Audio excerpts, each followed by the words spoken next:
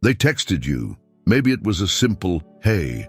Maybe it was a long message overflowing with sentiment and subtle hooks, pulling on memories you thought you'd buried.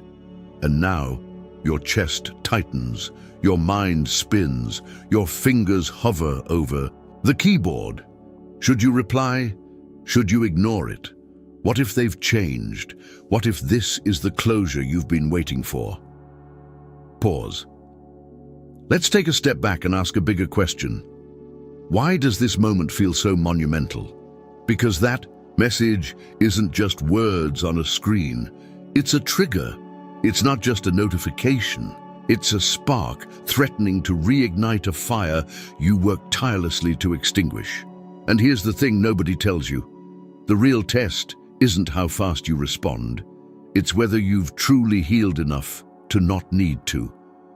Most people believe that responding is polite, that silence is cruel, or that maybe, just maybe, this message is a second chance. That's the trap. The mistaken belief that communication always equals progress, that engagement means growth. But what if that text isn't about reconnection at all? What if it's about ego, control, or nostalgia, not love? Here's the truth. The wrong reply can cost you weeks, even months of emotional recovery. One message, one emotional slip, and you're back in a cycle you already escaped. But if you stay with me, if you open your mind to a Stoic perspective, grounded in clarity and inner strength, you'll see the real choice before you, not to reply, but to reclaim. In the next few minutes, I'm going to show you why your silence may be the most powerful response you'll ever give. This isn't ghosting, this isn't revenge. This is about choosing growth over games, peace over power struggles, and wisdom over impulse. We'll break down 6 hard-hitting truths you need to hear before even thinking about responding. Each one rooted in stoicism, psychology, and hard-earned self-respect. So if you're ready to stop repeating patterns, to rise instead of react, to finally feel free, then don't scroll away. Because the most transformative part? It's coming in the end, and it will shift the way you see yourself. Your healing and that message forever. Ready to reclaim your power? Let's begin. When they're not texting the real you, they want the old version back. Let's cut through the illusion. When that text flashes across your screen, your first instinct might be to believe they're reaching out to the person you've become, the one who's grown, healed, and learned to set boundaries. But the truth, the unflinching truth grounded in stoicism is this: they're not texting the version of you that exists today. They're reaching for a ghost, the version of you who made their comfort your priority, who sacrificed your peace for their attention, who forgave too quickly and questioned your worth too slowly. Have you ever wondered why their message only appears after your silence has taken root? Why they suddenly remember your name when you've stopped chasing validation? It's not coincidence, it's ego. The kind of ego that panics when it loses access to someone who once orbited its needs. Think deeply. What part of you are they hoping to find on the other side of that text? Is it the one who accepted excuses, who blurred your own boundaries to keep them comfortable, who kept hoping change would come through effort alone? You see, this moment isn't about them reaching forward. It's about them reaching back. Back to a time when you didn't know better. Back to the old emotional agreement where your pain was overlooked, your love was transactional, and your silence was misread as submission. But Stoic relationships are built on clarity, not confusion. On mutual respect, not emotional manipulation. Ask yourself, is this message a bridge or a trap? Does it pull you forward into alignment with your growth or drag you back into an old pattern dressed in new words? What if that text isn't about reconnection at all, but about testing whether you still live at the intersection of hope and history? Because the person who sent it, in most cases, doesn't truly see you. They see what you used to be to them. And that, my friend, is where you must hold the line. The you that evolved through sleepless nights, tear-soaked pillows, and lonely Breakthroughs cannot be the same person who replies out of nostalgia. Growth, real growth, is about letting old versions of ourselves die so the stronger, wiser, more peaceful self can thrive. When you transformed, when you broke the cycle and began honoring your own energy, you became someone they no longer recognize. And that frightens them, not because they lost your presence, but because they lost control. Control is the silent currency of many relationships that lacked true love. And when they sense that the currency is no longer valid, that you no longer trade your peace for their presence, panic sets in. But don't mistake panic for passion. Don't confuse a digital breadcrumb for a heartfelt return. Remember, in Stoicism, we are taught that freedom is found not in external validation, but in the ability to remain unshaken by it.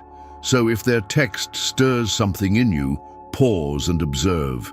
Not them, but yourself. What part of you is still tempted to reply?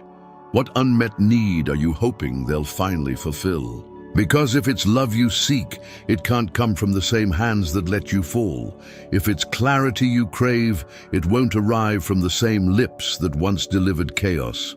And if it's validation you hunger for, know this: your worth was never meant to be proved in someone else's mirror. This is why Stoic relationships begin with the self, when your peace becomes your priority, not their attention. Ask yourself, are you willing to compromise the future you're building for the illusion of closure? Are you ready to dilute your healing for a conversation that's likely a performance, not a confession? The person they think they're texting no longer exists, and that right there is your power. Because silence, when rooted in self-awareness, is not cold, it's sacred. It says, I respect my growth too much to negotiate it for nostalgia. This is not cruelty, it's clarity. This is not avoidance, it's evolution. They may still have your number, but they no longer have access. Not because you're bitter, but because you're better. Better at recognizing patterns, better at honoring your boundaries, better at remembering what it cost you to forget yourself. You didn't survive those nights of self-doubt and grief just to be dragged back by a 3-word message. And yet, this is where many falter. They confuse the ache of old emotions with a sign from the universe. But Stoicism reminds us that our feelings are not facts. They are weather, passing, shifting, temporary. What endures is our reason, our choices, our boundaries.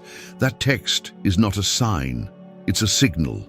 And what it signals is whether you've truly moved forward or merely paused long enough to be tempted back. The difference between emotional regression and emotional maturity often lives in one moment of hesitation, one pause, one breath. This is that moment. This is the test. Will you respond as the old you, desperate, hopeful, emotionally fragile? Or will you stand as the new you, grounded, clear, unshaken?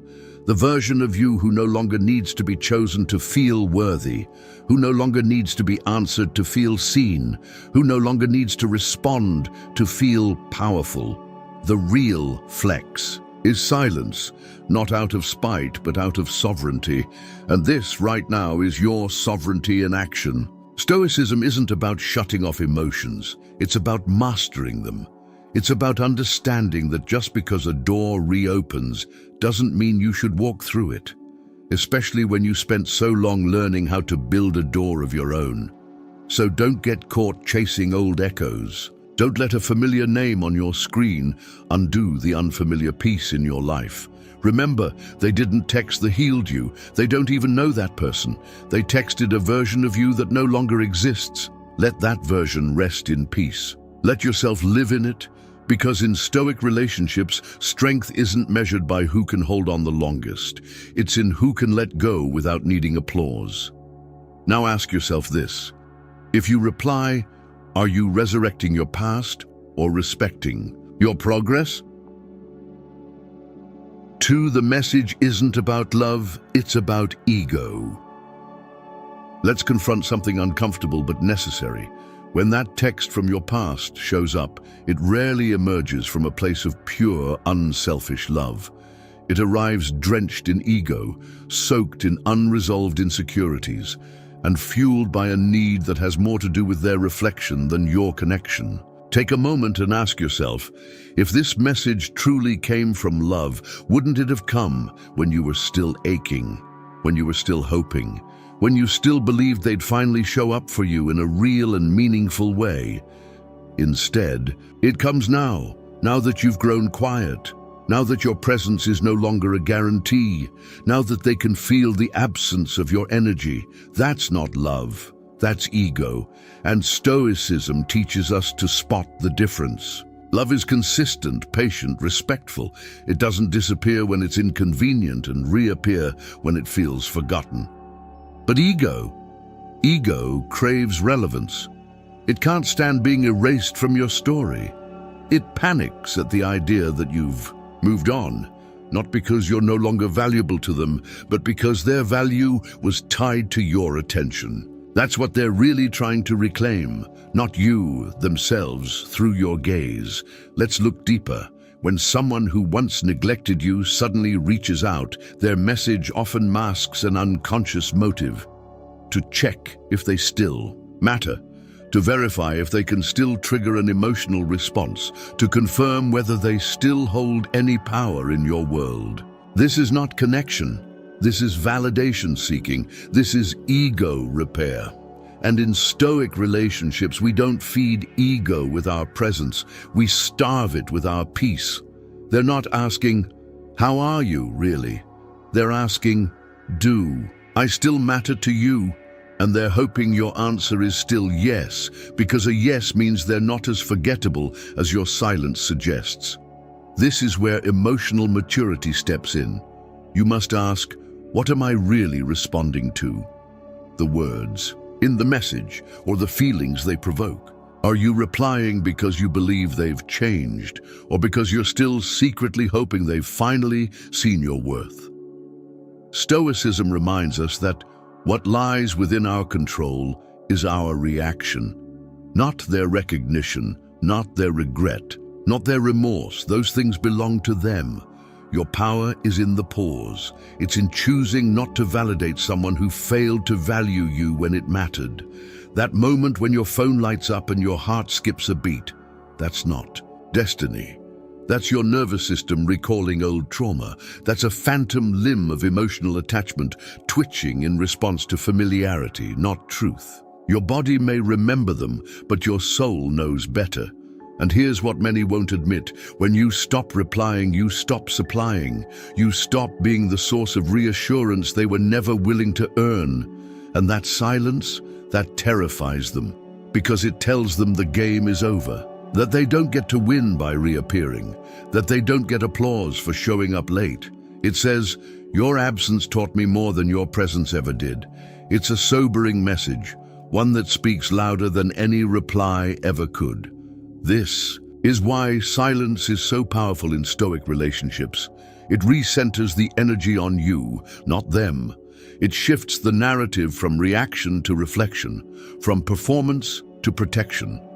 You're not being cold, you're being clear. You're not avoiding them, you're avoiding the cycle. That cycle where you keep pouring into someone who only shows up when they feel you slipping away. Think back.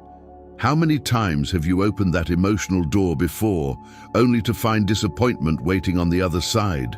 How many times did their words sound right, but their actions betrayed you? If they really saw your worth now, wouldn't their effort reflect it? Wouldn't their message be different, more sincere, more vulnerable, more accountable? But instead, it's vague, it's casual, it's safe. And that tells you everything you need to know. They're not here to reconnect, they're here to reconfirm, to reassert, to reclaim a version of you who still made excuses for their silence. But that version of you has evolved. The one reading this now knows the difference between recognition and re-entry. Just because someone sees your light doesn't mean they deserve to stand in it. Stoicism trains us to detach from illusions and anchor ourselves in what is real now. Your growth, your clarity, your boundaries. You've come too far to trade your peace for an "I miss you" that carries no action behind it. If they truly missed you, they would show it through effort, not emojis. Through presence, not punctuation. Through real change, not recycled charm. So before you reply, examine your intention.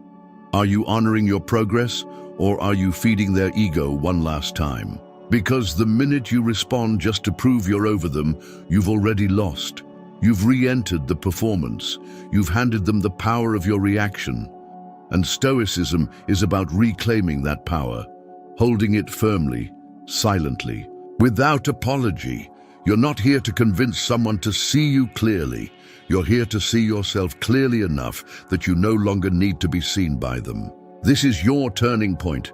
The moment you refuse to dance to the rhythm of their ego, let them wonder, let them question, let them sit in the silence they created, because your peace, it's no longer a performance, it's a practice. One you've earned, one you protect, one you honor. And if this resonates with you, if you feel the strength in your silence, if you've seen this pattern before and finally recognize it for what it is, then like this video and comment number 1 below to claim your awareness. Let's build a space for clarity, not confusion. A place for Stoic relationships to thrive, and if you haven't already, hit that subscribe button to join a growing community of minds who rise through healing, not hoping. Because you're not just watching a video, you're witnessing your transformation. 3. Your peace is not negotiable. There comes a moment in every person's healing journey where peace becomes non-negotiable, not as a concept, but as a lived practice, an internal threshold you refuse to lower ever again. It doesn't matter how long you loved them, how deeply you were tied to the memories, or how good the highlights reel in your mind still looks. Once you've found even a glimpse of peace after emotional chaos, the cost of re-entering that storm becomes too steep. So when they text you, yes, them, the one who disappeared when you needed clarity, who gave you silence when your heart was screaming, when they suddenly reappear, your instinct might be to reply, to decode, to hope, to dream. But Stoicism challenges you to pause and ask, at what cost? What does it cost to hand your peace back over to someone who didn't know how to hold it when they had it? Your silence, the space you've built for reflection, the nights you spent learning how to sleep again without their presence in your thoughts. That is sacred ground. And once you've tilled that ground, once you've tended to your own emotional garden, you don't just let any visitor trample through because they remembered your name. The text you received, that ping on your phone, it's not harmless. It's a test of whether you've truly recalibrated your sense of self, your emotional reflexes, your identity. Peace is not given. It is earned, maintained, and fiercely defended. And defending it often looks like doing nothing, like not responding, like not rushing to soothe someone who only misses your warmth now that it's no longer available on demand. And yes, that silence may feel foreign, even uncomfortable at first, but it's within that discomfort that your real transformation is forged. Ask yourself this: do you remember what it cost to feel the absence of peace? The sleepless nights, the endless overthinking, the emotional labor of decoding mixed signals and unmet promises. Why would you willingly return to that just because a new message sounds sweeter than the last? Stoic relationships are built on clarity, not chaos, and clarity demands you weigh every interaction against your current emotional integrity. Are you protecting your peace or negotiating it for the possibility of temporary connection? Because if peace is the goal, and it must be for anyone serious about healing, then anything that threatens it becomes an immediate liability. That includes vague messages, half-hearted apologies, and emotionally impulsive texts that appear at midnight, begging for a piece of the new you without earning it. That's not love, that's disruption. That's ego masquerading as vulnerability. That's nostalgia trying to squeeze through the door of your new life. but you're wiser. Now, you know peace isn't the absence of conflict, it's the presence of self-respect. It's the quiet confidence of knowing you no longer need to perform emotional CPR for someone who constantly drained you. It's choosing silence not because you don't have words, but because your energy is too valuable to spend on conversations that lead nowhere. And yes, they may say you've changed, that you've grown distant, that you're cold, but Stoicism reminds us others are not disturbed by our boundaries. They are disturbed by the loss of access to what they once took for granted. Your peace disturbs them because it reflects their chaos. Your silence frustrates them because it denies their ego the validation it craves. But you no longer need to be understood to feel whole. You've realized that understanding yourself is enough. You've redefined your worth outside the context of their opinion. You've stopped giving people the power to disrupt your inner stillness just because they suddenly remembered you exist. This is growth, and growth is often quiet, often uncelebrated, often misunderstood. But it is undeniable, because when peace becomes your standard, your life shifts. You stop tolerating mixed signals. You stop negotiating with inconsistency. You stop mistaking intensity for intimacy.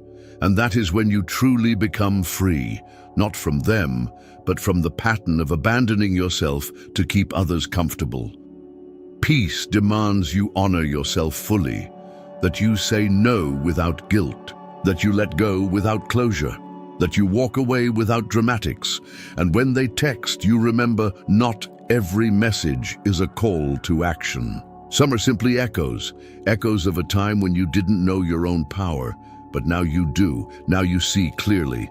And Stoicism tells us clarity is more valuable than connection when the connection costs your clarity. So protect it, guard it like a sacred flame, because your peace, it's not negotiable, not anymore, not for a memory, not for a moment, not for a maybe. It belongs to you, and no text, no matter how well written, has the right to take it away. 4. This isn't closure, it's a loop. There's a seductive illusion that often accompanies an unexpected message from someone who once broke your heart. The belief that maybe, just maybe, this time it's about closure. That this is the moment they've finally woken up, finally realized what you meant, finally returned not for more of your energy, but to truly apologize, to explain, to mend what they once so carelessly tore. But what if I told you that more often than not, what you think is closure is actually a loop? What if I told you that this message doesn't close the book, it reopens the chapter you already bled to finish? That text is not a conclusion, it's bait. An invitation back into an emotional cycle that depends on your participation to survive. So pause here right now and ask yourself, have they actually changed, or are they just uncomfortable with your distance? Is this message an act of love or a reflex against the discomfort of being forgotten? Because people don't always reach out to reconnect. They often reach out to relieve themselves of guilt, of silence, of the eerie feeling that maybe, just maybe, they don't matter anymore. And you, my friend, have to discern the difference. Closure, real closure, doesn't require their permission. It doesn't arrive wrapped in a late-night apology or a vague message that simply says, "I've been thinking about you." Closure is a decision, not a dialogue. It's a reclaiming of your emotional autonomy. It's realizing that peace is something you build within, not something you beg for from the person who shattered you. In Stoic relationships, we understand that the self is the only thing we truly own. The rest, reactions, regrets, returns, are external and unreliable. And when someone reappears in your life with no real accountability, no visible transformation, no sign of having done the work, what they offer isn't peace. It's familiarity disguised as healing. Don't fall for it. Don't fall into the loop, because that's exactly what it is, a loop. A repeating cycle where you go from silence to contact to hope to disappointment again and again, until you start to wonder if this cycle is all you're worthy of. But you're not. You were never meant to be a character in someone else's emotional drama. You are not the therapist for someone who refused to face their own dysfunction. You are not the safety net for someone who only jumps when it's convenient. And yet, the moment you respond, the moment you re-engage, you place yourself back in that position, offering energy to a dynamic that hasn't evolved, hasn't matured, hasn't earned a single drop of your attention. You must ask, why now? Why do they reach out when your silence has just started to feel comfortable? When your routine no longer includes their memory? When your growth is finally gaining momentum? It's not because they suddenly remembered who you are. It's because they noticed who you're becoming. And that threatens the version of you they thought they understood. They're not texting to support your growth. They're texting to disrupt it. Because the moment you stopped chasing, the moment you stopped explaining, the moment you stopped reacting, you broke the loop, and nothing disturbs someone addicted to attention like the absence of it. But here's where Stoicism becomes your shield. It teaches us to observe, not absorb, to pause, not plunge, to respond only from reason, not from wounded hope. So observe what's really happening. Absorb nothing that destabilizes your peace. Respond only if it aligns with your higher self, not your hurting self. This is where you must ask the hard questions. Are they reaching out because they've changed, or because they miss who you used to be for them? Are they offering you a future, or dragging you back into a past you barely survived? Is this message the beginning of something healthy, or the continuation of something harmful? Your nervous system may crave contact, but your spirit craves consistency. Your mind may rush to reminisce, but your body remembers the ache, the exhaustion, the confusion. Don't betray your healing for a hit of attention. Don't abandon your progress for the promise of a resolution that may never come. Because real closure is silent. It doesn't beg. It doesn't chase. It doesn't entertain half-hearted efforts. It walks away without slamming the door, because it knows the door was never meant to be reopened. Stoicism reminds us, if you want to break a cycle, you must be willing to be uncomfortable in the silence that follows. That silence, that's not emptiness, that's space. Space to rebuild, to breathe, to become. And the more you honor that space, the more you realize that you never needed their words to close the story. You only needed your decision. Let them text, let them wonder. Let them wrestle with the realization that your silence is not a strategy, it's a signal. A sign that you've finally stepped off the emotional merry-go-round and planted your feet on solid ground. And yes, they may accuse you of playing games, but Stoic relationships are not games. They are grounded, balanced, sovereign. This is your chance to show yourself what love really looks like when it's rooted in self-respect. You've been here before, haven't you? The message, the rush, the fantasy, the fall. But not this time. This time you see it. This time you feel it in your gut, that this message is a test, not a truth. That this loop is an old script, and you are no longer the same character. You've outgrown the role. You've rewritten the ending. You've risen. So if you feel the strength of that silence, if this section speaks to the exact moment you're living through right now, take a second to anchor that feeling. Like this video and comment number 1 if you know the loop ends here. And if you're serious about choosing healing over history, hit that subscribe button so we can walk this stoic journey together. One pause, one breath, one boundary at a time. 5. Your silence is strength, not spite. When someone you once loved reaches out, when their name appears uninvited on your screen, everything in you might scream for resolution, for re-engagement, for reaction. But what if the most powerful thing you can offer in that moment is nothing? Absolutely nothing, not coldness, not bitterness, just silence. The world will tell you silence is passive, even cruel, that to not reply is to ignore, to punish, to control. But Stoicism teaches the opposite. It teaches that silence is not absence but presence. It is presence with oneself, clarity in one's values, and unshakable calm in one's boundaries. Silence is not a weapon, it's a shield. It is the sacred space between stimulus and response where freedom lives. And in Stoic relationships, that space is everything. That moment when you decide whether to react or remain rooted is the birthplace of your strength. So the next time your phone lights up with that familiar name, ask yourself, are you holding back to be petty, or are you holding space for your own peace? The answer matters, because when your silence is rooted in healing, in growth, in inner peace, it becomes a declaration. It says, I no longer perform for closure. I no longer explain my worth. I no longer give my attention to confusion. And that is not spite. That is strength. Real strength. The kind that doesn't need to announce itself, because its presence is felt in your stillness. When you've done the work, sat with the pain, confronted your patterns, built new boundaries, you begin to realize that not every message requires your participation. Not every opening is an invitation. Not every hand that reaches out deserves to be held.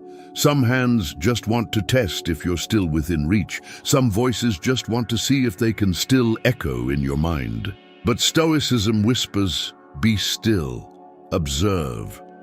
What do you gain by re-entering that dynamic? What do you risk by remaining silent? Often, we think our silence will be misunderstood. We worry that they'll think we don't care, that we've become cold or distant. But here's the truth. People who genuinely care don't wait for silence to understand your value. They don't show up only when your energy is no longer accessible. They don't seek contact only when your absence becomes inconvenient. Your silence is not their problem, it's their reflection. A mirror showing them that their prior access to you was a privilege, not a promise. And if that makes them uncomfortable, so be it. Discomfort is the beginning of awareness, and if they truly seek growth, they will sit with that discomfort long, enough to confront their own role in your silence. But you no longer carry that responsibility. You've learned that your emotional energy is not a public resource. It's not something to be mined by every curious ex, every lonely night texter, every guilty conscience that resurfaces when nostalgia hits. Your energy is yours. And when you choose to keep it, when you decide that not responding is the highest form of self-respect, you are not playing a game. You are practicing self-governance. You are mastering the art of not reacting. You are living out the core of Stoicism. The true power is the ability to remain unshaken by that which does not align with your peace. There's nothing petty about that. There's nothing spiteful. In choosing silence when noise has done nothing but deplete you, it takes far more courage to stay quiet in your knowing than to lash out in your emotion. Because let's be honest, responding would feel good for a moment. It would give you the last word. It might even give you a temporary rush of validation. But then what? What happens after you reply, only to find yourself waiting for a response that never comes? Or worse, getting pulled into another spiral of half-hearted conversations and emotional ambiguity. Silence saves you from that. It saves you from performing for people who already had their chance to choose you and didn't. It protects your peace from people who now want to test its boundaries. And it affirms that your growth is not for show, it's for you. You don't have to explain it. You don't have to prove it, you just have to live it. That's what Stoic relationships are built upon. Mutual respect, clear boundaries, emotional discipline. Not grand gestures, not last-minute messages, not ego-driven drama masked as connection. So when they text and you choose silence, know that you are not being harsh. You are being whole. You are being honest with yourself about what you need, what you value, and what you're no longer willing to sacrifice. And if they truly cared, if they truly saw you, they would have said something when you were still hurting, not when you finally healed. They would have shown up when you were still vulnerable, not now when your strength makes you harder to manipulate. Your silence is not revenge, it's a release from the cycle of hoping, explaining, proving, a release from the emotional taxation of justifying your pain to people who made you feel invisible.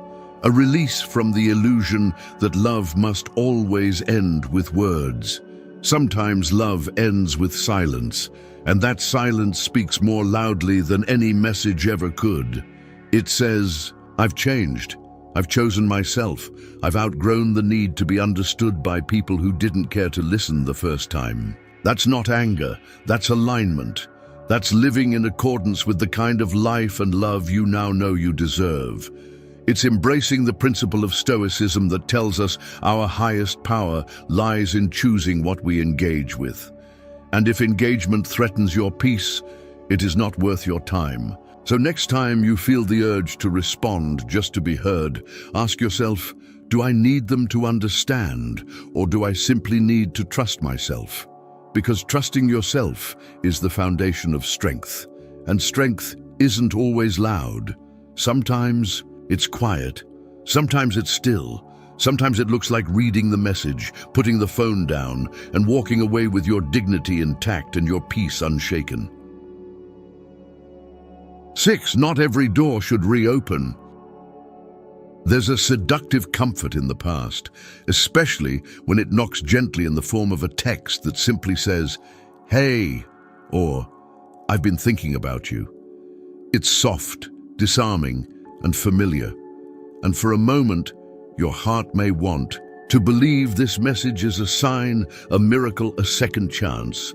But pause, breathe, and return to the truth you've built. Because not every door that reopens should be walked through. In fact, some doors are meant to stay closed, not because what lies behind them was all bad, but because what lies ahead of you is finally good. It's easy to forget that growth often looks like saying no to things that once felt like everything. But in Stoicism, we learn to prioritize what supports our long-term peace over what satisfies short-term emotion. So ask yourself, when they text you now, when they gently push open that emotional door with a seemingly harmless message, are they seeking to re-enter your life? Or are they merely testing the lock? The difference matters, because someone genuinely seeking reconnection doesn't just open the door, they step through with presence, accountability, and change. But someone testing the lock, they're checking if you're still there, if you still feel, if they still have access.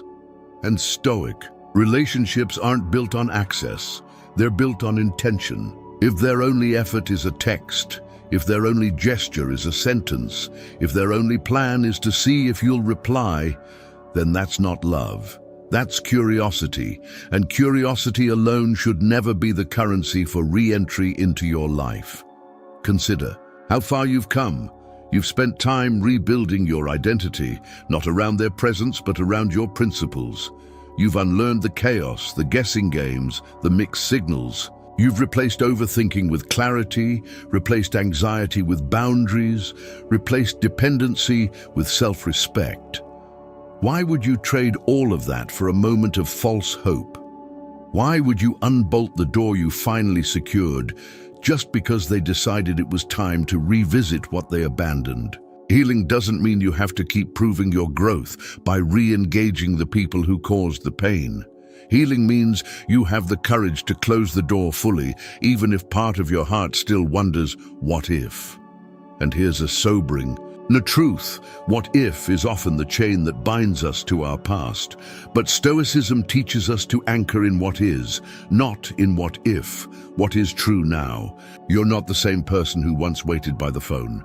You're not the same person who made excuses for their silence. You're not the same person who mistook emotional crumbs for a full meal. You've evolved. You've become intentional. You've become sovereign. And in that evolution, you've discovered that not all open doors lead somewhere better. Some doors just lead back into the rooms you once fought to escape. You owe it to yourself to protect your new space, the one built from sleepless nights of reflection, from hard conversations with yourself, from choosing to stay alone rather than stay confused. That's sacred space, that's earned stillness, that's the home of your healed self. Don't invite ghosts into it, because ghosts don't want to build. They haunt, they linger, they disrupt. And you are not haunted, you are healing, you are rising. And rising requires discernment. Stoicism is not about closing your heart forever. It's about opening it with wisdom. It's about recognizing that love without consistency isn't love, it's chaos. That attention without action isn't investment, it's impulse. That messages without meaning are not signs, they're noise. So when they reach out and try to walk back through a door you once left open, you ask, has anything changed? Not their words, but their actions. Not their timing, but their truth. Not their feelings, but their follow-through. And if nothing has changed, then your response should reflect that. Because change doesn't live in words. It lives in repetition. It lives in who shows up consistently, not who checks in occasionally. And you didn't do all this work, didn't fight through all those internal battles, just to end up at the same emotional starting point with someone who only remembered your value when they lost it. Let that door stay closed. Let them walk past it. Let them wonder what's behind it. Because what's behind it now isn't pain, it's peace. And not everyone deserves to witness the peace you've cultivated. That's not harsh. That's honest, that's healing, that's stoicism in practice. And if hearing this stirs something in you, if you feel the tension of a door you've been tempted to reopen, but deep down know you shouldn't, then you already have your answer. And if you found strength in that realization, strength in your silence, strength in protecting your future from your past, then like this video and comment number 1 below to stand firm in your growth. And don't forget to subscribe. Because this space, this channel, is where we grow together, deliberately, clearly, and with a commitment to building stoic relationships that reflect our deepest values, not our passing emotions. You've come this far, not just in reading this piece, but in your journey, your transformation, your decision to no longer allow your emotional peace to be dictated by a sudden message, a fleeting impulse, or the unresolved presence of someone from your past. This is the moment where everything shifts, not because they texted you, but because you finally see the text for what it truly is. Not an invitation, but a mirror. A mirror showing you how far you've come and how far you're willing to go to protect the version of yourself that chose healing over hoping, clarity over chaos, and self-respect over self-abandonment. And yes, it's tempting. The past has a way of wrapping itself in nostalgia, of rewriting itself in softer tones and blurred edges. But Stoicism doesn't romanticize what was, it deals with what is. What is real is the you that now stands. Stronger, more grounded, less available to emotional volatility. What is real is the inner stillness you've cultivated, not because life gave you peace, but because you fought for it. You earned it by walking through heartbreak without losing your dignity, by facing your fears of being alone without giving in to the need for temporary company. What is real is that your healing has made you discerning. You no longer jump at every chance to feel noticed. You no longer shrink yourself to remain loved. You no longer open your door just because someone knocked. That's not ego. That's growth. That's what stoic relationships require, the maturity to differentiate between attraction and alignment, between familiarity and fit, between attention and actual commitment. Because not every text is a signal from the universe. Some are simply the sound of old patterns trying to reassert themselves. And it's in that very moment, when you choose not to respond, not out of coldness, but out of consciousness, that you reclaim not just your peace, but your power, You begin to realize that you are not here to fix, to rescue, to reopen emotional contracts that should have been voided long ago. You are here to build a future that reflects who you are now, not who you were when you accepted less. A future where silence is not empty, it's sacred, where boundaries are not walls.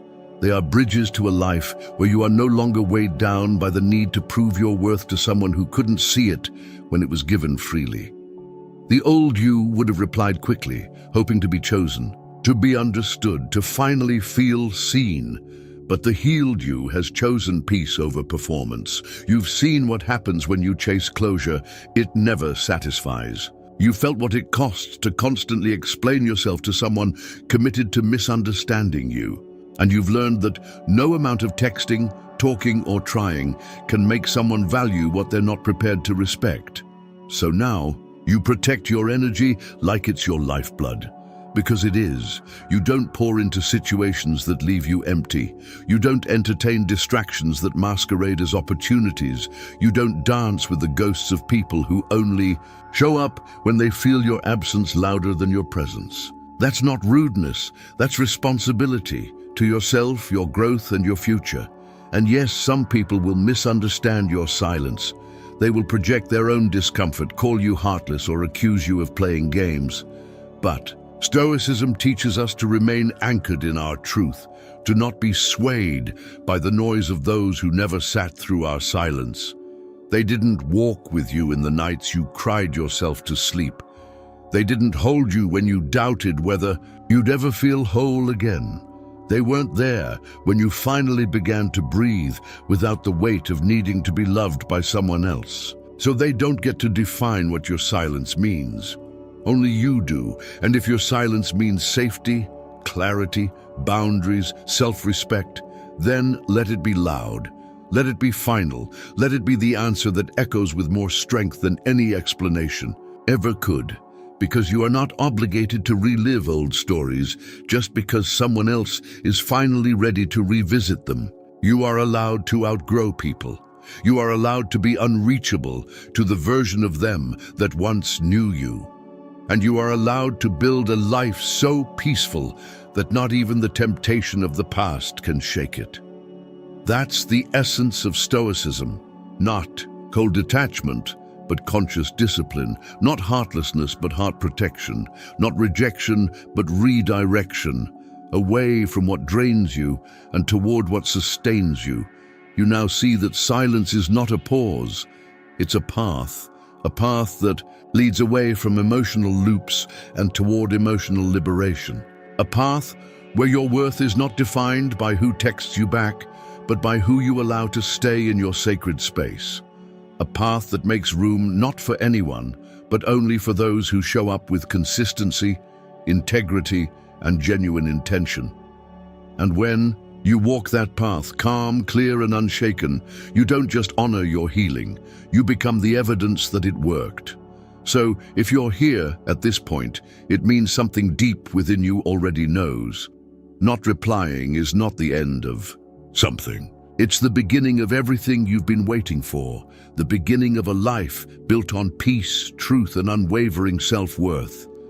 This is your moment, not to go back, not to stay stuck, but to rise. Because your silence, it's not absence, it's presence, fully present with who you've become and fiercely committed to never abandoning that version of you again. Have you ever asked yourself, why did they only start caring when I was gone? You gave your all, your presence, your love, your loyalty, without hesitation, thinking that one day it would be enough. But instead of gratitude, you were met with silence. You waited, hoped, stayed, and still they acted like you'd never leave. Sound familiar? Because here's a brutal truth most people don't talk about. Some won't recognize your worth until your absence is louder than your presence ever was. It's one of the most painful revelations in love, and yet one of the most empowering. This video is not just about heartbreak. It's about the Stoic path to healing, about how your silence became your strength, about why your absence is now haunting them more than your love ever reached them. And if you're here watching this, then maybe you've felt that ache, the kind where your heart whispers, "Was I ever enough?" But what if I told you the issue was never about your worth? It was about their blindness. Let's get one thing straight. This isn't a pity party. This isn't about playing the victim. In fact, let's challenge one of the most popular myths. In relationships, the idea that the more you give, the more they'll love you. That your loyalty, your forgiveness, your unwavering presence will eventually melt their indifference. But what if that belief is the very thing keeping you stuck in pain? What if they didn't value you not because you were too much, but because you made it too easy to take you for granted? And now, here's where the shift happens, because when you finally walked away, not with rage, but with clarity, they didn't expect it. You broke the pattern. You stopped bleeding for someone who kept handing you the knife, and that silence, that choice to stop explaining, to stop chasing, to stop making excuses for them, it echoed louder than any fight you ever had. This is a wake-up call, not just for them, but for you. It's a reminder of what Stoicism teaches us, that emotional control, peace, and self-respect are not passive. They are power. You are not weak for walking away. You are strong because you did. And now they're the ones haunted by the quiet you left behind. This journey isn't about revenge. It's about realization, transformation, the kind that starts when you stop waiting for someone else to validate what you've always known deep down, that you are worthy of a love that doesn't require suffering. So let's take a hard look at what's really happening on their side now, why it's hitting them so late, why your absence is echoing where your presence was once ignored. What follows are 7 Stoic truths, woven through the psychology of emotional distance and the powerful reawakening of self-worth. Stay with me because, number 1, it's not what they thought you were doing, it's what you were actually becoming. 1. They thought you were waiting, but you were healing. They thought your silence meant weakness, that your stillness was a sign you were frozen in pain, sitting by the phone, replaying the past like a loop you couldn't escape. But the truth is, while they imagined you paused in longing, you were deep in the quiet work of becoming. You see, when someone leaves assuming you'll always be right there, it's because they never truly saw you as someone who could change. They saw you as fixed, dependent, always reaching. And so when you went quiet, when you stopped calling, stopped asking, stopped appearing where you used to, they assumed it was just a phase. In their story, you were the one who always stayed, who forgave, who bent just enough to keep things from breaking. But what they didn't realize was that you weren't sitting still, you were repairing. You were remembering who you were before the confusion, before the gaslighting, before the erosion of your emotional landscape by someone who only saw you through the lens of what you could give. While they distracted themselves with noise, with flings, with ego strokes, you were cutting ties with a version of yourself that begged for breadcrumbs. And healing, real healing, isn't always beautiful. It's not candles and mantras and perfectly captioned Instagram quotes. Sometimes it's screaming into pillows, crying at red lights, sleeping through alarms, and staring into the mirror, wondering when you forgot your own face. But you did it. You picked yourself up in moments no one else saw. You walked through fire without a witness, and now the smoke is clearing. What they can't fathom is that your silence was not submission. It was strategy. A stoic retreat inward, not to escape, but to rebuild the fortress that was once raided by someone who had no idea how sacred your presence was. In Stoic relationships, power doesn't come from loud ultimatums or dramatic exits. It comes from detachment rooted in self-respect. And you practiced that day by day, minute by minute. You didn't ghost them, you grew out of them, out of needing them to wake up, to finally care, to suddenly see your worth. Because worth is not something granted by someone else, it's something you reclaim. And so while they were watching for signs of the old you, the one who used to double text, the one who would spiral at every cold reply. You were already miles ahead in your journey. You were rediscovering peace, not in their arms, but in your own strength. And that is where Stoicism enters this story, not as a rejection of emotion, but as the mastery of it. You didn't stop loving them out of spite. You stopped because loving them hurt more than losing them. You stopped because their version of love required you to abandon yourself. And that's not love, that's survival, the kind that bleeds. Your joy dry while you try to keep something one-sided alive. They expected you to be stuck in the story they wrote for you, but you grabbed the pen back. You tore out the chapters that no longer fit, and you started writing from truth, and now they're confused.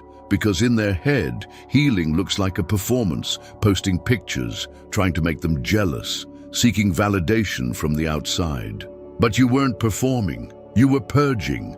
You were cleaning emotional wounds, not covering them up with new distractions. You were learning to be whole again, without the echo of their name in every heartbeat.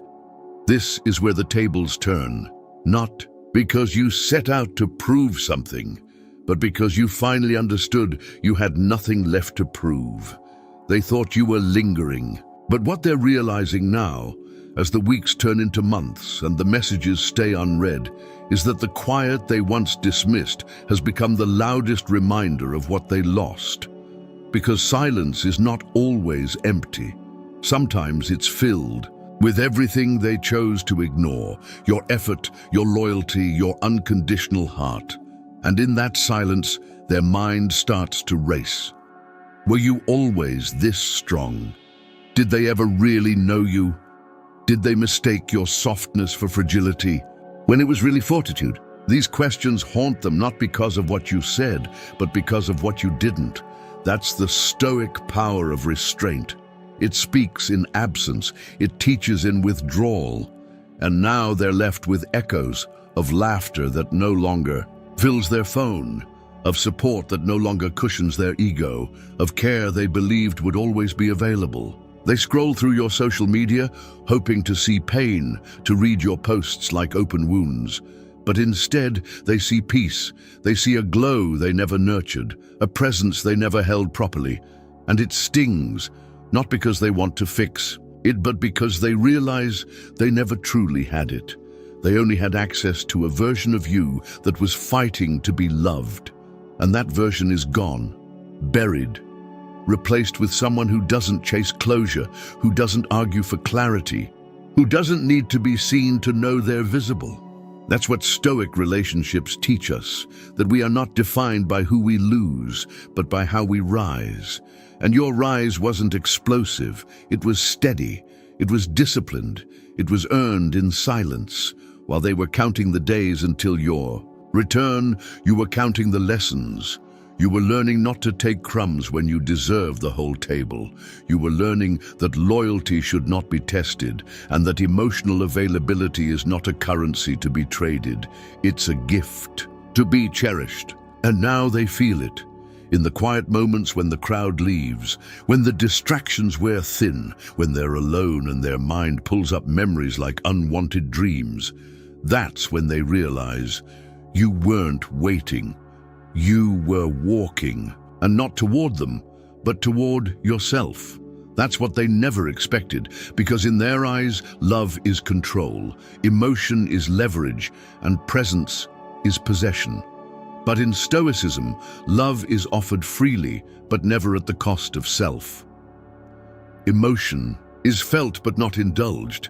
Presence is a gift, not a guarantee. And so here you are, not watching the door, not clinging to the past, but building something sacred in the silence they never knew how to respect. Yourself. Stronger, wiser, calmer. Not because they changed, but because you did.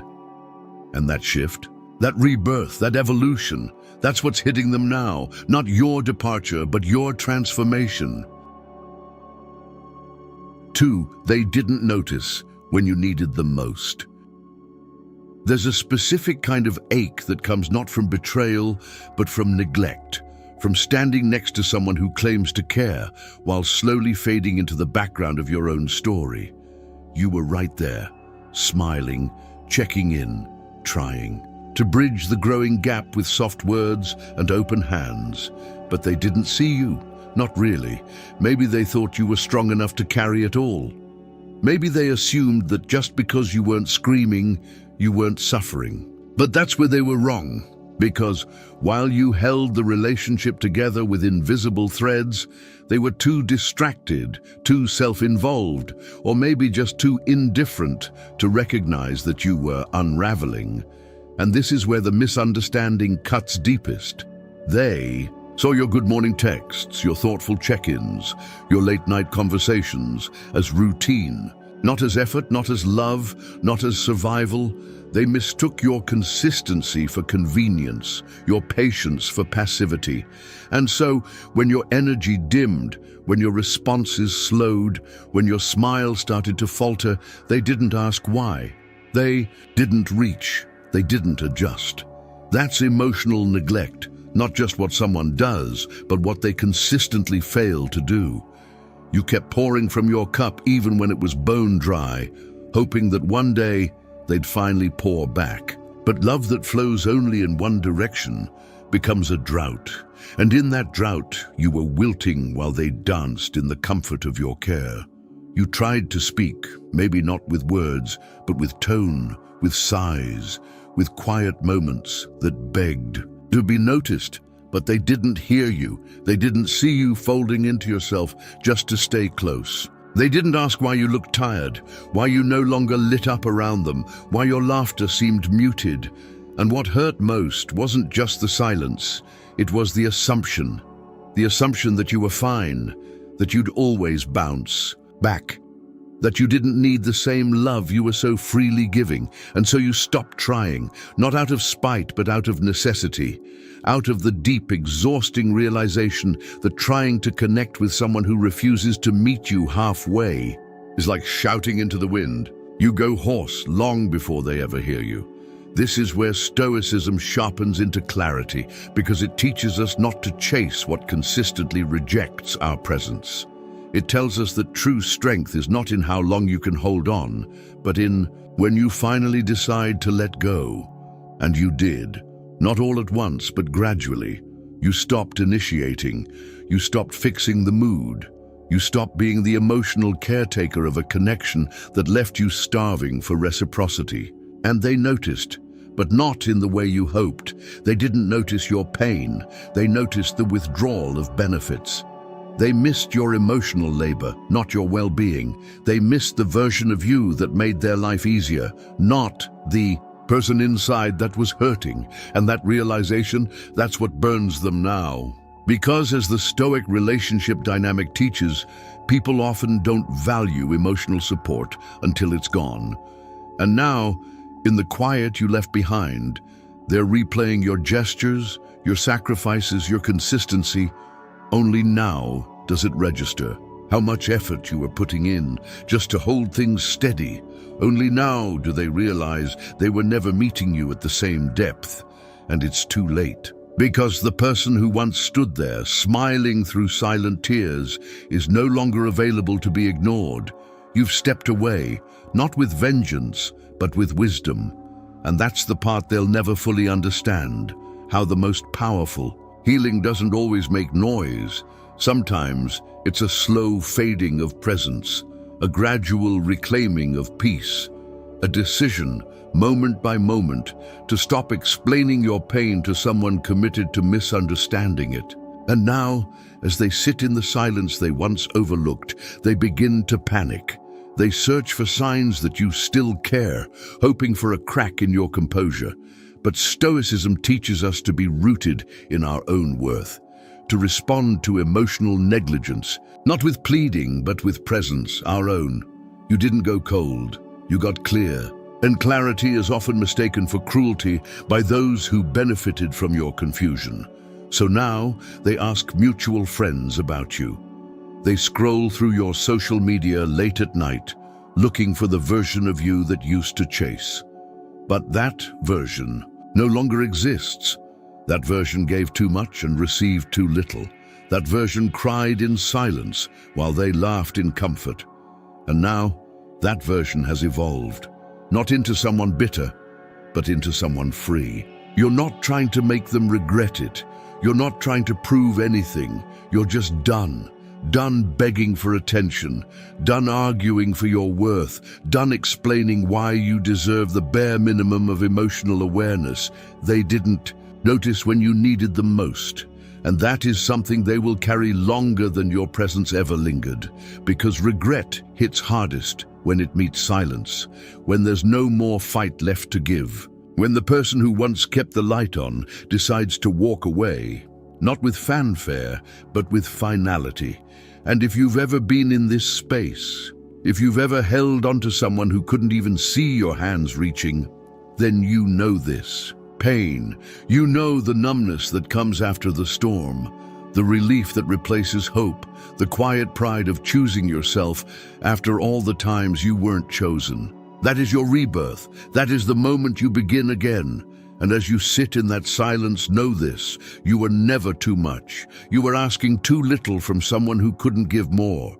And now the silence is yours, sacred, stoic, strong. If this part of the journey resonated with you, like and comment #1 below to let us know. And don't forget to subscribe for more stories that guide you back to your strength through the lens of Stoicism and Stoic relationships. You're not alone, and you're not stuck. This is just the beginning of your return to yourself.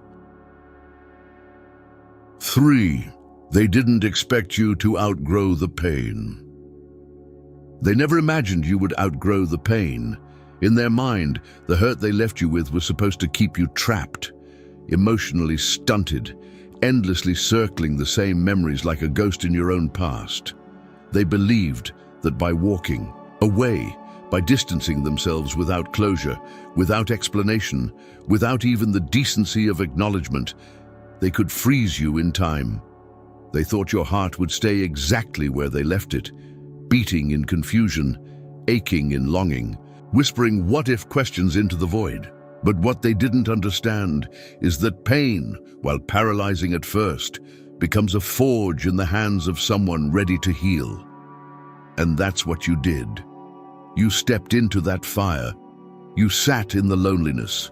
You faced the gut-wrenching silence. You relived the last conversation 1,000 times until it no longer owned you. Because that's the truth of healing. It doesn't start with forgetting them. It starts with remembering you. You began to reclaim yourself.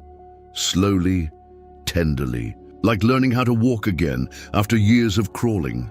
And the process wasn't graceful, it was raw. Some days you woke up with your chest tight and tears waiting just beneath your eyelids. Some nights you lay awake wondering how love could have felt so real for you and yet so disposable to them. But with each breath you released a little more. With each sunrise you felt the weight lessen. With each decision to focus inward, to read, to journal, to breathe instead of beg, you shifted. And that shift wasn't performative. You weren't trying to post your progress or prove your worth to anyone else. You weren't healing to make them jealous. You were healing because you could no longer live at the mercy of their absence. You were choosing peace over performance. And in the stillness of that choice, something powerful happened. You stopped asking why they didn't love you right and started asking why you kept accepting less than you needed. That question became the turning point, because when the fog of pain starts to lift, you don't see them more clearly. You see yourself. You see the ways you silenced your own needs to keep the peace. You see the compromises that became self-erasure. You see how often you confused crumbs for love because you were afraid of asking for too much. And you realize your pain wasn't weakness. It was the moment your inner compass started screaming for alignment. And now they can't recognize you. They hear about you through friends. They check your feed and see someone radiant, composed, evolving. But they don't see the nights that built that glow. They don't know the breakdowns that led to this breakthrough. Because growth isn't visible in real time. It's subtle, stoic, earned in quiet hours of reflection. And now that you've outgrown the story they left you in, they feel the shift. They reach out with vague messages. They linger in your digital shadow. They project curiosity masked as concern. But it's not because they want to grow with you. It's because they expected you to remain wounded, and that expectation is now haunting them. Because when someone leaves you thinking you'll always need them, what shatters them most is watching you rise without their validation. That's the power of Stoicism. It teaches you that healing isn't about revenge, it's about reintegration. You didn't move on to get back at them. You moved on because you remembered your wholeness. And in Stoic relationships, love is only real when it's mutual, when it honors, not erases, the self. They underestimated your capacity to evolve. They saw you as fragile, but you were fertile ground for transformation. And that's the sting. They can't reach who you've become, not because you're hiding, but because they stayed behind while you walked forward. Now you carry yourself differently. You laugh with depth, you listen to your intuition, you build boundaries without apology. You've become fluent in your own needs, and fluent too in who cannot meet them. And while they may still be chasing attention, chasing drama, chasing temporary highs to mask their own emptiness, you're chasing nothing. You're just living, intentionally, mindfully, freely. That difference terrifies them, because it means they weren't essential. It means the power they thought they had was an illusion you allowed for too long, and now you're no longer available to be misunderstood. That version of you who stayed up waiting, who kept rereading texts looking for meaning, who questioned her worth every time they pulled away, that version has been laid to rest. And in her place stands a woman reborn through truth. You didn't outgrow the pain overnight. It was a slow burn, but burn it did. And from those ashes rose a clarity so profound, it rewrote your entire approach to love. No longer do you crave intensity that costs your peace. No longer do you romanticize confusion. You want clarity, reciprocity, emotional depth. And because of that, you've become selective, not guarded, but wise. You no longer chase, you attract. You no longer beg, you discern. And if someone cannot meet you where you are, you don't shrink, you step aside. That's what growth does. It teaches you not just how to heal, but how to protect that healing. And now, their messages don't spark hope, they spark reflection. You see their name and remember how far you've come. You feel nothing but gratitude for the lesson, for the release, for the quiet evolution that happened when you stopped needing their permission to rise. That's what they didn't expect. Not just that you would move on, but that you would transcend the version of yourself they were most comfortable with. They don't know how to connect with who you've become because they never took the time to know you when it mattered. And now you don't need to explain it. You don't need to prove it. You're simply living it. And in doing so, you embody everything they failed to cherish. This is what it means to turn pain into purpose. To look heartbreak in the eye and say, you don't get to define me. Because in Stoicism, the deepest strength comes not from suppressing emotion, but from mastering it. You didn't deny the pain. You met it fully. You let it teach you, shape you, strengthen you. And now, it no longer holds you. You hold it with perspective, with reverence, with wisdom. And that, above all, is what they can't understand. Because they never did the work, they never sat in the fire, they never faced the mirror, they took the shortcut, and in doing so missed the transformation. But you didn't, you stayed. You stayed with yourself when no one else did. And that staying, that loyalty to your own healing, is what makes you unstoppable now. 4. You let go, and that's what finally broke them. They always thought you'd hold on, that no matter how far they pushed, no matter how little they gave, no matter how deeply they hurt you, you'd be right there, waiting, hoping, giving them one more chance. You see, people who are used to being the center of your emotional gravity believe you'll orbit them forever. They get so comfortable with your forgiveness, your explanations, your resilience, that they start to believe it's endless.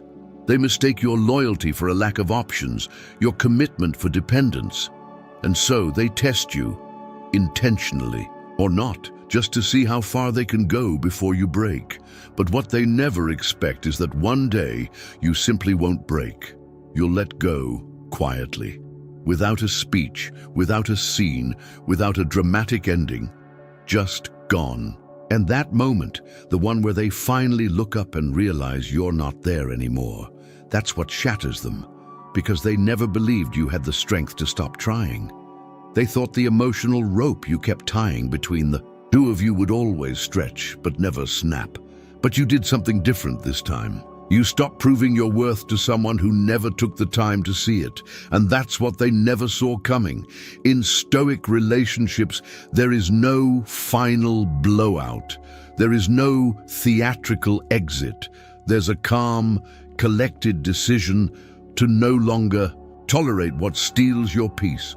You didn't leave to hurt them. You left to save yourself. You stopped reaching, not because you didn't care, but because you cared too much for someone who never reached back.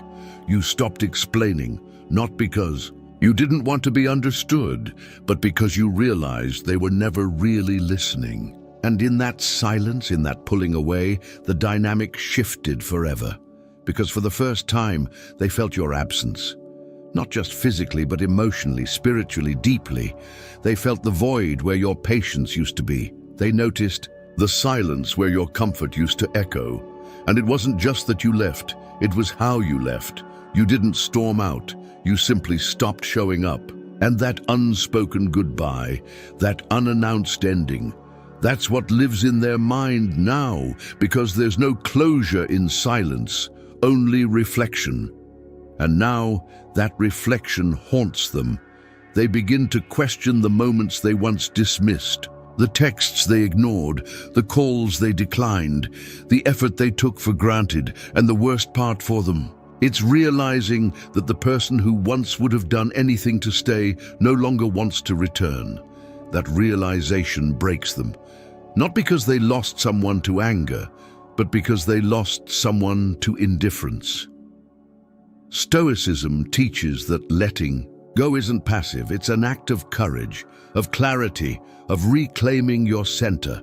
You didn't stop loving them because you ran out of love. You stopped because it was being poured into a black hole of emotional irresponsibility. You realized you were more loyal to the relationship than they were to your well-being. And when that truth sunk in, something shifted inside you. Not a hardening, but a grounding, a calm realization that love should never come at the cost of self-respect. And from that moment, you started the process of detachment, not out of spite, but out of self-preservation. And they felt it, not all at once, but slowly, like a room getting colder without knowing why, like a conversation growing shorter, like laughter that stops feeling natural, until one day they realize they're alone. Not because you disappeared overnight, but because you stopped fighting to stay where you were never truly held. That's what they can't escape. The memory of you, not the one who chased, but the one who changed, the one who woke up, the one who stopped waiting for potential and started honoring reality. And that version of you, that version scares them, because it's a version they can't control, can't predict, can't manipulate with false promises or vague apologies. You've become a closed door, not out of bitterness, but out of boundaries. And in the quiet of that door remaining shut, they're forced to face themselves. And that's what truly breaks them. Not losing you, but being left alone with the consequences of their own choices. They thought love was a game they controlled, a power dynamic they could exploit. But Stoic relationships don't play by those rules. They teach that love without respect is unsustainable, and affection without reciprocity is an illusion. You honored that truth. You let go with grace. And that grace now wraps around your life like a shield. You no longer internalize their neglect as your fault. You no longer see your departure as failure. You see it as liberation. And they see it too, but it's too late. Because the person who left wasn't seeking revenge, they were seeking peace. And that peace is now yours. It glows in your decisions. It radiates in your stillness. It whispers in your confidence. And as they sit in the silence you left behind, scrolling through old conversations, replaying moments they once dismissed, they feel the full weight of what they let slip through their fingers. And maybe, in some distant thought, they hope for a second chance. But you're not walking backward. You're not repeating cycles. You're not available to re-enter a space that once required you to shrink. And if you've ever been here, if you've ever felt that final break inside, the one that ends not with drama but with quiet resolve, then you understand. You understand that letting go doesn't mean you never loved. It means you finally loved yourself enough to stop suffering. And if this truth speaks to your soul, if you felt yourself in this story, like and comment number 1 below to share that resonance. And subscribe if you're ready to keep walking this path of strength, clarity, and stoicism. There's more to come, and your healing is just getting started. 5. They realized too late you were their safe place. There is a tragic irony in how people only recognize the value of something after it's gone, especially when that something is not a thing but a person who brought peace, who brought consistency, who brought unconditional presence. In a world full of chaos, they thought they needed excitement, mystery, passion that bordered on chaos. They mistook drama for depth and inconsistency for emotional challenge. And in that pursuit, they overlooked you, the one who brought a kind of peace that required no explanation, the one who made safety look effortless, the one who gave without keeping score. You didn't ask for much. You didn't need grand gestures or declarations. What you needed, what you offered, was something most people are not ready to recognize until they lose it. Emotional security. The space to be without performing, to feel without judgment, to speak without fear. And you gave that over and over, in small ways, in big ways, in ways they never even noticed. You were the one they could turn to when the world got too loud. You were the voice of calm in the storm, the gentle hand when they were overwhelmed. And they took that for granted. They thought your love was quiet because it was weak. They mistook your emotional maturity for simplicity. They saw your consistency as something boring, something too easy, something always available. But that's the thing about safety. It doesn't shout. It doesn't beg for recognition. It just is, until it isn't. Until one day it's gone, and they're left surrounded by noise, by superficial connections, by people who want their attention, but not their heart, by moments that feel exciting but never fulfilling. And suddenly they remember what you brought. The stillness, the depth, the rare feeling of being seen without having to perform. That's when the realization hits them, not just that you were kind or generous or reliable, but that you were home. That you were the soft place they never had to earn, the grounding force they never had to fight for. In Stoic relationships, safety is not just about physical presence. It's about emotional clarity. It's about knowing that someone is not trying to fix you, change you, or use you. They're simply showing up fully, honestly, consistently. You did that. And now they look around and realize they don't have that anymore. What they have are texts that go unanswered, conversations that feel transactional, connections that lack soul. And in that contrast, they finally understand what you meant. They see it in the way no one else listens the way you did. No one else remembers the little things the way you did. No one else cares about the details that make them feel human, whole, loved. And this isn't about being irreplaceable as a point of pride. It's about the truth that real connection is rare. And when it's gone, it leaves a silence louder than any argument. They try to go back to their old ways, to the distractions, the temporary highs, the validation hits, but none of it works, because once you've experienced safety, everything else feels shallow, and now they crave it. Not in general, in you. They crave the way you asked how their day was, not out of habit, but because you genuinely wanted to know. They crave the way you remembered their fears and held them gently instead of dismissing them. They crave the quiet trust that you never weaponized their vulnerability, and they can't get it back, because safety, once violated, doesn't return easily. You were open, you were trusting, you were emotionally generous, and they didn't protect that. They didn't recognize that what you were giving wasn't common, it was sacred. And now they're surrounded by people who are interesting but not intimate, engaging but not grounded. And that gap, that absence, it's you. It's your energy. It's your peace. And it's not something they can recreate. Because what you offered wasn't a performance. It was who you are.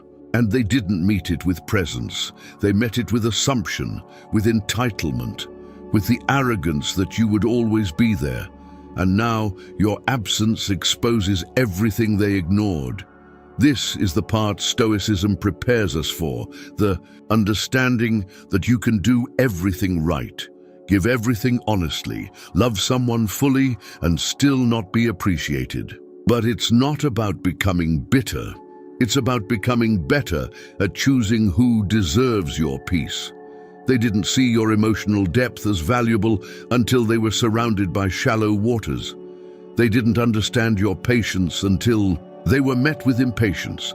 They didn't know what presence felt like until it was replaced with disinterest. And that is the punishment. Not one you gave them, but one they created through their own neglect.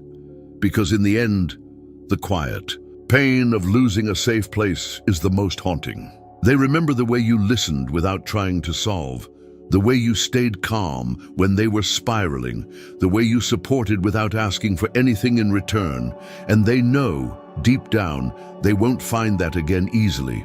Because people like you are not common. People who love from a centered place, from a place of grounded emotional integrity, are not loud, but they are unforgettable. And now, you're unforgettable not because of the drama you created, but because of the drama you never brought. You were their peace, and now they're restless. You were their balance, and now they're unsteady. You were their calm, and now they're overwhelmed. And all they can do is sit in that realization that they had everything they needed, and they traded it for something louder, flashier, easier to consume, but impossible to hold on to. And if there's one lesson to carry from this, it's that your peace is precious. Your emotional generosity is not something to be given recklessly. Stoicism teaches that we are the gatekeepers of our inner world. And you've learned that lesson, not in theory, but in practice. You gave peace, and it was mishandled. So now, you protect it. You choose more wisely. You offer less to those who cannot hold it, and that isn't punishment, that's wisdom. They didn't realize what you were until the quiet became deafening. But you already knew. And now you walk in that knowledge, not bitter, just boundaried, not angry, just aware. You are no longer a safe place for those who treated your safety as a given. You are a sanctuary for yourself now. And in that sanctuary, no chaos can enter without permission. 6. They felt nothing until you were gone. There's a cruel truth that some people only feel your value when you're no longer around to give it. They didn't feel the weight of your presence when you were there because they were too familiar with it. They had grown used to the sound of your voice, the rhythm of your check-ins, the comfort of knowing someone was always there on the other end of the phone. They mistook your presence for permanence, and because of that, they treated it like a background hum, reliable, ignorable, always available. You loved them not loudly, but deeply. You didn't love for applause, you loved for real. And that kind of love isn't always flashy. It's in the details, the way you remembered their bad days, the way you showed up even when you were tired, the way you gave parts of yourself they never had to earn. But they didn't feel that love the way you did. They didn't sit with its full meaning. They didn't realize what it meant to be chosen over and over until the day came when they were no longer chosen at all. That's when the emptiness started to echo. Not in the big dramatic moments, but in the small, quiet absences. You weren't there to send that good morning message. You weren't around to listen when the world got heavy. You didn't show up with a soft word when their own silence swallowed them, and they started to notice not just that you were gone, but that something was missing from their life, something grounding, something real. The silence wasn't just the absence of noise, it was the absence of warmth, of care, of you. And this wasn't a sudden realization, it was a slow unfolding. Days turned into weeks, and still no message from you. They kept waiting, expecting the pattern to resume. They thought you'd reach out eventually. You always had. But this time, nothing came. And in that nothing, their own emptiness grew. Because what they thought was just space was actually finality. Your absence became the mirror they had avoided for so long. It reflected everything they had ignored. The way they had treated your effort like an obligation, the way they had dismissed your vulnerability, the way they had refused to meet your emotional depth. And now, without you, they feel every inch of that. They scroll through your old texts, rereading the love they never fully appreciated. They look at photos and remember a version of you that no longer exists, because you've moved on, not just physically, but spiritually, emotionally, mentally. You are no longer in the place they left you. You are no longer that person hoping they'd wake up and finally understand. And that's the part they can't undo. Because you didn't leave with a bang. You left with quiet strength. And Stoicism teaches us that the most powerful changes often happen in silence. You didn't need to announce your departure. Your absence said everything. You didn't need to justify your exit. Your peace was proof enough. Now they live with the realization that they had something rare and let it go. Not because they had to, but because they thought it would always be there. They confused stability for stagnancy. They mistook your devotion for lack of boundaries. And now they are searching for pieces of you in places that can never replicate the whole. Because you weren't just a person, you were a presence, a space of safety, honesty, and unwavering love. And that kind of energy doesn't just reappear. It has to be earned, nurtured, cherished. And they never did that. They coasted while you carried. They took while you gave, and they assumed you'd never leave because you stayed through so much. But even the strongest hearts have limits. Even the most patient souls get tired. And yours did. You didn't rage, you didn't beg, you didn't explain. You just stopped. And in that stopping, they finally started to feel the regret, feel the guilt, feel the hollowness of what they once called a relationship. And that's when they began to understand the truth they never wanted to face. They were emotionally asleep while you were wide awake. And now, they are haunted by everything they ignored. This is the power of Stoic relationships, not in how loudly they declare their boundaries, but in how deeply they honor their worth. You didn't demand to be seen. You simply walked away when you were no longer recognized, and now they see you everywhere, in songs, in smells, in moments that used to mean nothing but now mean everything. You're a ghost in their day-to-day, not because you want to be, but because they can't let go of what they never truly held. And you're not haunted. You're healed. You're not clinging to the past. You're creating your future. And that future doesn't include being overlooked. That future doesn't require begging for love. That future is rooted in stoicism, in strength, in the clarity of knowing that your worth does not rise or fall based on someone else's ability to see it. So now, as they lie awake at night wondering if they still cross your mind, they don't realize the irony. You don't wonder anymore. You remember, you reflect, but you don't return because you've already walked through that fire.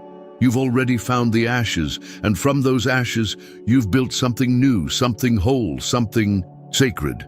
And that's the final truth they must face alone. While they're just beginning to feel the loss, you've already turned it into liberation. If this resonates, if you've walked this path too, like and comment #1 below to share your story. and subscribe if you're ready to keep embracing stoic clarity and self-worth with every step forward. This journey isn't about who left you, it's about who you're becoming. You didn't rise from heartbreak with a roar. You rose in silence, in stillness, in strength. They didn't care when you left because they never imagined your absence would be final. They thought you would return, that your love would outlast. Their neglect, that your loyalty would override your self-respect. But you chose something different. You chose dignity over desperation. You chose clarity over confusion. And while they scroll through memories trying to find the version of you that stayed, you're no longer there. That version no longer exists. You've grown beyond the reach of their regret, because real healing is not loud. It is steady, stoic, unstoppable. You no longer chase what does not nurture your soul. You no longer offer peace to those who turn it into entitlement. You no longer define your worth by how hard you can hold on, but by how wisely you let go. And in that letting go, you discovered the power that was never in their hands. It was always in yours. You are not the echo of who they failed to cherish. You are the author of your next chapter, one written with truth, with boundaries, with purpose. This is the art of stoic relationships, not to live without love, but to love with discernment. To give freely but not foolishly, to feel deeply but never at the cost of yourself. This is your moment to walk forward, not in bitterness, but in brilliance. Not in silence born of suppression, but in silence born of knowing. You were never too much. You were simply too real for someone who mistook your presence for permanence. And now, as you move ahead, untethered and unburdened, remember this. Your peace is not a privilege for others to enjoy. It is a standard, one you carry into every room, every choice, every connection from this moment on. You didn't just leave, you elevated, and that's what they'll never be able to reach again.